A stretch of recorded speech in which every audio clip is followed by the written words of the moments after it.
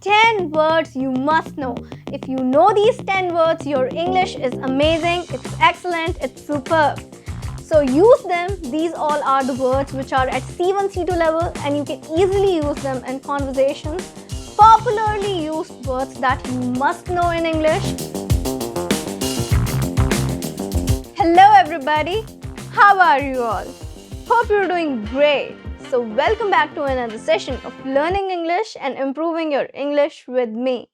Well, today I am going to tell you 10 words. We will learn 10 awesome English words. If you know these words, your English is superb. And today's lesson is lesson number 3 in our superb word series. So we have the 15 words that you know, 12 modern words you know, and today 10 superb words that you must know. So are you all ready for this?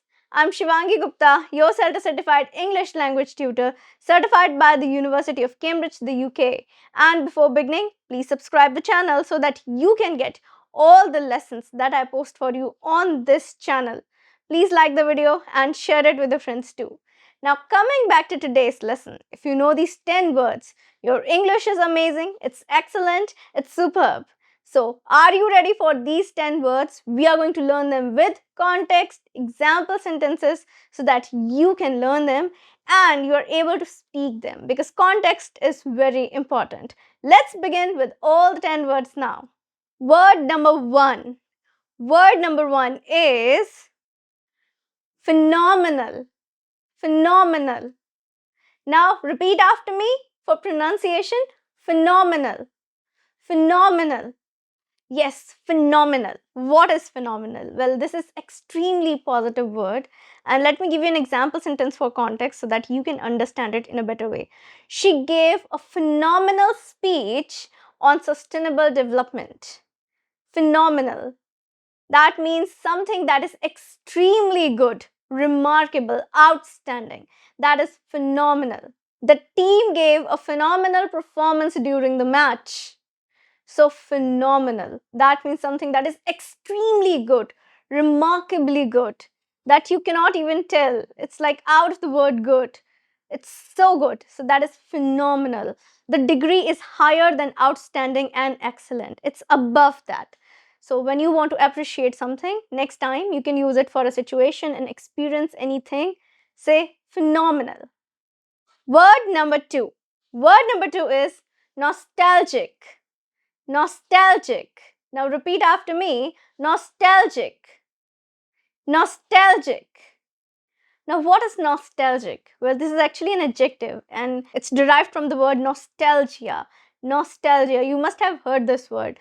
Well, it's a very good feeling. Nostalgic is basically the feeling of that past, when you remember the past and you feel good about it, and you also feel sad about it, maybe because those moments will never come again. For example, going to school. Now you cannot go back to school and experience everything once again. It's done now. It's a part of your life that you cherish and it's over. So when you remember those school days, you might feel so good. Oh, remember we went to that particular picnic, we did that day this happened, we took participation in one of the competitions, this happened, the annual function, whatever it is that you remember. And with that, there is a bittersweet feeling. It's called bittersweet. Why bittersweet? Because you are so happy about it, but then there is this feeling that, okay, a little bit of sadness that it was there in the past. So that is nostalgia. That is the feeling of being nostalgic. For example, an example sentence could be, watching Harry Potter always makes me feel nostalgic because that is associated with something of my childhood. So yeah, watching Harry Potter makes me nostalgic because I always remember all those things. So there are things that a lot of people find nostalgic. Maybe there's the first experience of going to a particular park, a place, and you have associated something with that particular thing. So you'll feel nostalgia, that you'll remember something good from your past. And yeah, that is the feeling of nostalgia. For example, thinking about school days made them feel nostalgic.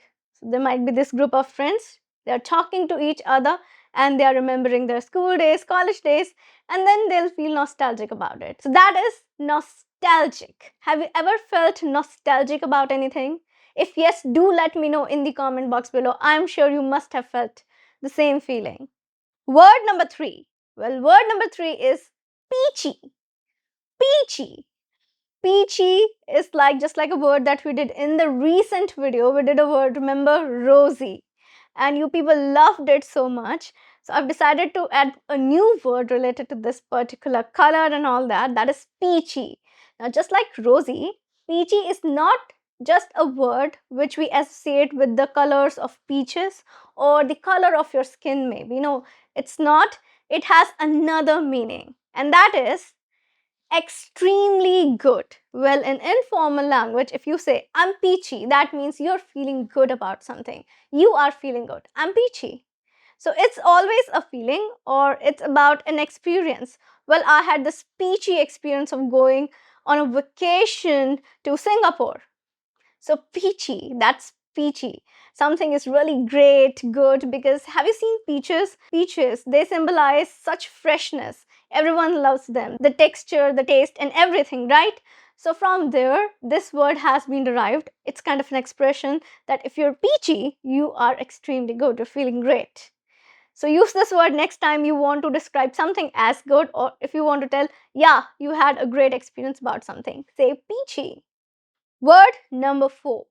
Well, word number 4 is charade. Charade. Now, repeat after me. Charade. Charade. Yes, basically, charade is a word that is not of English origin. Well, it's an English word right now. We use it a lot in common spoken English. It's a formal word, although it's used a lot.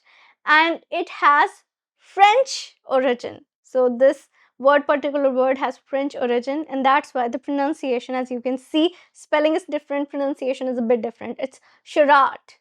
Now, charade. Have you ever heard about the game Dumb Charades? Yes, that's the same, charade. That means to pretend to be something or someone, or a false pretense. Basically, when a person is doing something in a false way, a false manner, having a false pretense, that is charade. It can be a situation, an event, a person who is appearing to be someone he or she is not. That is a charade. Now, this person may be pretending to be your friend. In reality, that person is not your friend. That means it's just a charade. Everyone believed they were really good friends, but it was all a charade. So, charade, that means a false pretense. Charade. What is with all this charade? Why don't you tell us the truth? Charade. Now, the word number 5. Word number 5 is something similar to charade. This word is facade. Facade. Now, facade, let me tell you an example sentence so that you can understand it in a better way. He hid his true intentions behind a friendly facade. He hid his true intentions behind a friendly facade. So the meaning is actually same. Charade and facade. Facade is also a false pretense.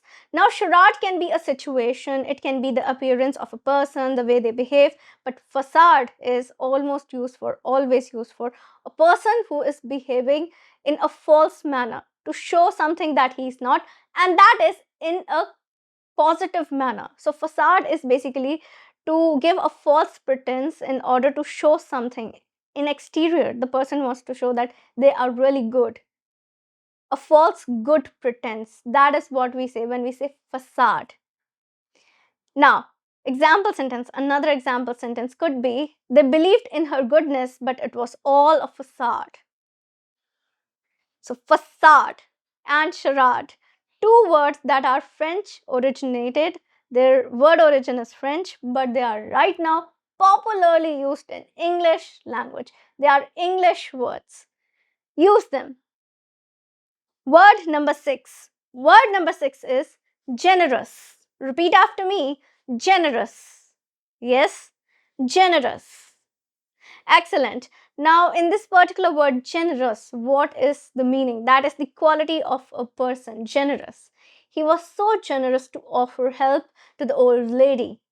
Generous, that means when a person is really helpful, they are kind, they are going way beyond what was expected to help somebody. It can be in terms of kindness, in terms of monetary benefits. So when a person is generous, so when a person is helping somebody with money, that is also generous. When someone is showing really kind behavior, helping a person, going out of the way to help a person, another person, that is being generous. For example, it was so generous of you to help me with the calculus. So when someone is teaching you something, or you might need help, and there is this particular person in your group, they are good at calculus, you're not, you're asking for help, then that means, yeah, it was so generous of you to help me with the calculus. She received a generous amount of money as the prize.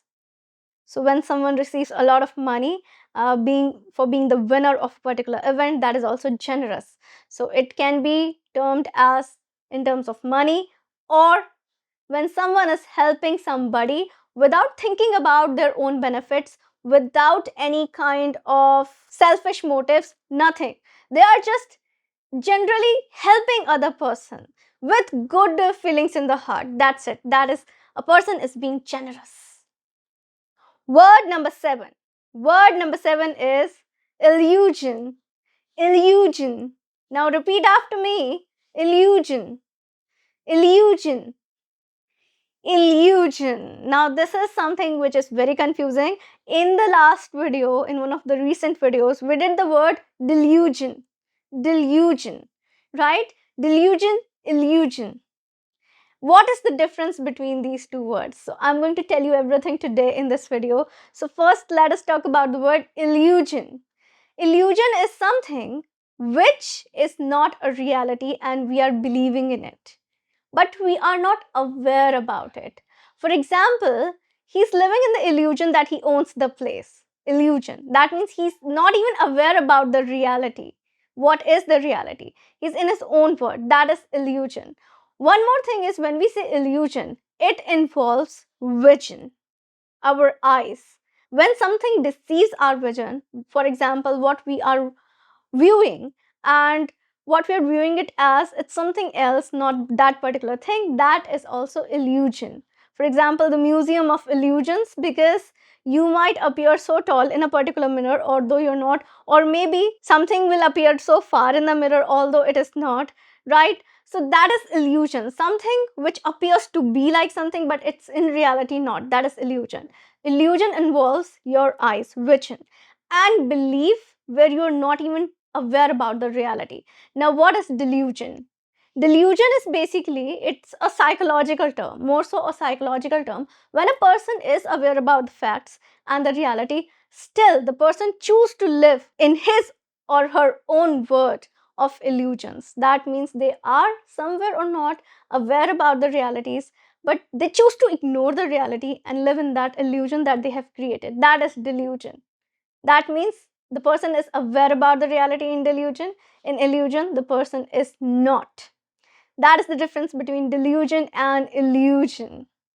The room on the top floor gives an illusion of extra space. So that can be an example sentence, illusion of extra space. That means it's deceiving your eyes. When you look at it, it gives the illusion of extra space, although there is no extra space. So that is illusion. Now we cannot use delusion here. No, delusion is a totally different word. Word number 8. Word number 8. Listen carefully, everybody. Word number 8 is prodigy. Prodigy. Now repeat after me. Prodigy. Prodigy. Excellent. Now what is a prodigy, or should I say who is a prodigy? Prodigy is an adjective. It's something that we give to a person who's extremely talented in something. So this person has extreme skills in a particular field, in his or her field. For example, we can say he is a chess prodigy. You must have heard this particular term given to a lot of people who are good at what they do. For example, football prodigy, science prodigy, maths prodigy, music prodigy. So prodigy means you are really talented, extremely talented in your particular field at what you do. Now, prodigy also means that a person who is showing great ability or skills in a field from a young age. We call childhood prodigy. For example, let's take the example of Harry Potter was a wizard prodigy, and from childhood that was there. If you've seen the movie one, when people look at Harry Potter, they are all like, oh, you're Harry Potter, he's just a child. But people are just so amazed by looking at him because he is known to be that wizard prodigy all over the wizarding world.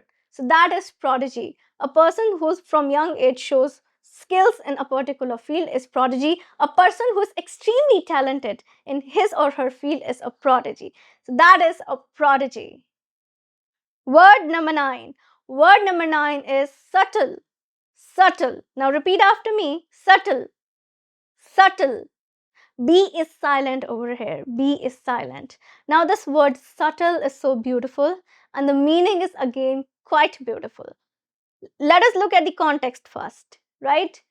There are subtle differences in both the paintings. Subtle. That means slight, very light, kind of minute differences. There are no major differences. Slight differences, something that is barely noticeable. That is subtle. Something that is very less in degree. For example, we also say subtle colors because they are kind of pastel colors. A lot of people call pastel colors to be subtle in texture, subtle in the shade because they are very light in color. So subtle is very light, very slight, something you do slightly, barely noticeable. That is subtle. Subtle. Yes. Now another example sentence. The subtle nuances of English pronunciation is difficult to master. The subtle nuances of English pronunciation is difficult to master. Well, that's the truth. Yeah. So subtle. Word number 10. Word number 10 is, listen carefully everybody, ponder. Repeat after me, ponder. Ponder. To ponder. To ponder is to contemplate.